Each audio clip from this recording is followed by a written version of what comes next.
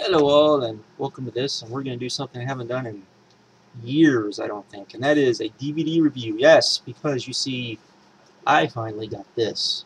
Took me a while, but I got this. Anyone that knows me knows that this was going to get bought. I haven't bought a WWE DVD in I can't remember how long, mainly due to,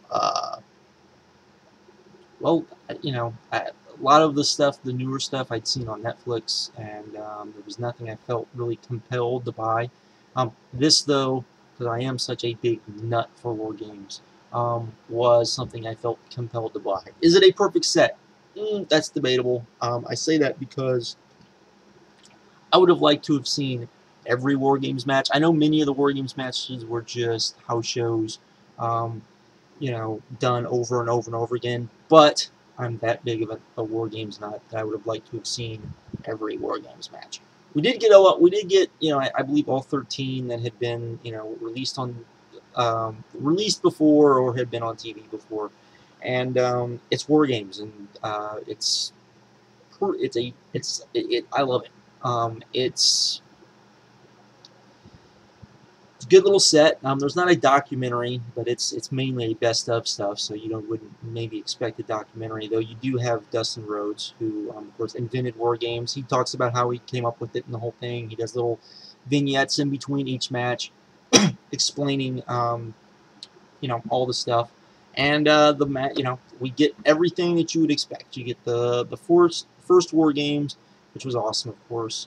You get I guess the next one that they showed, which didn't have J.J. Dillon in it, and instead had because he got hurt in the first War Games, and they had some dude, I don't even know who it was, the War Machine. This one was not quite as good, but it was pretty good.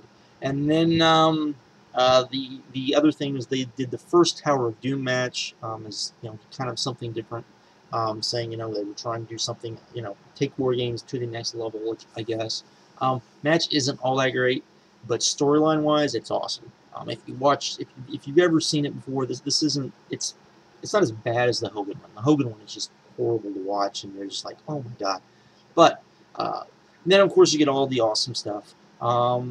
Disc 2 is just amazing for the most part. And it's kind of weird because, if I've said this before, to me, as a fan, watching War Games, you always kind of saw, as War Games went, WCW, Crockett Promotions kind of went for the most part, as far as entertaining wise. Maybe not business wide, but as far as how good the product was to watch um, for myself. That's kind of how I always felt.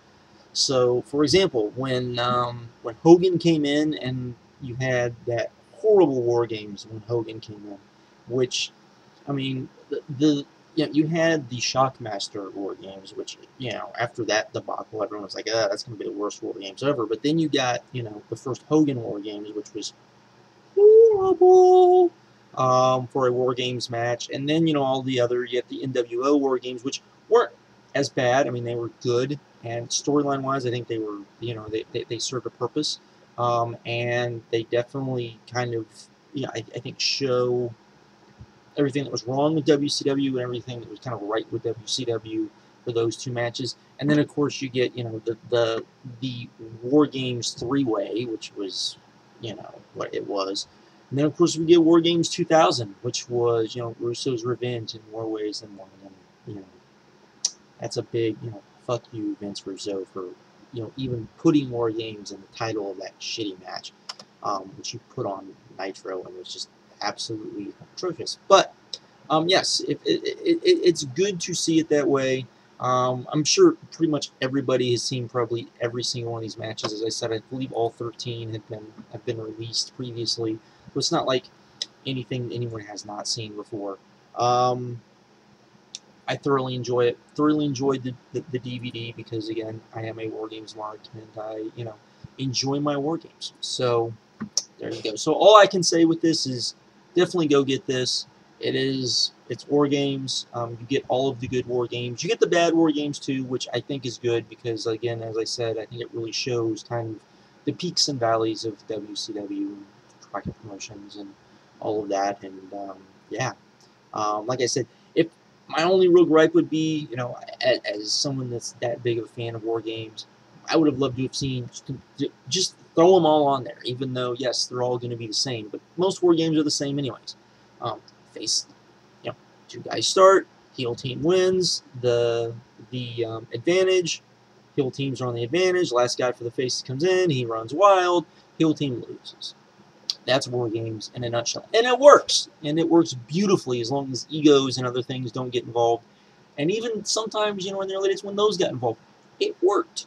It was always supposed to be, you know, I mean, if you think about it, you think war games, you think Horsemen. Yet, I believe the Horsemen only ever won one war games, if I remember correctly. That's it, you know. They didn't. I don't believe they won any of the house show war games. I don't believe they. You know, it was always usually the same with J.J. Dillon taking the pin or taking the fall and all of that. And then you got egos involved and guys not wanting to submit. And then you got three-way war games and Warrior with all sorts of weird, funky stuff going on. And then you get Russo trying to improve upon war games. Yes, all of that. And Hogan with bags of sand or salt or whatever, taking on the Dungeon of Doom, but we won't talk about that either. But anyways, this DVD, go get it. I have the DVD, don't have the Blu-ray. The Blu-ray, I believe, comes with War Games inspired matches from Smoky Mountain and ECW. So, you know, there it is. I did get Legends of Mid-South. I'm not ready to review that one yet. I want to watch it kind of one more time. But that's pretty awesome, too. But anyways, I'm out. That's all I wanted to do. Have fun.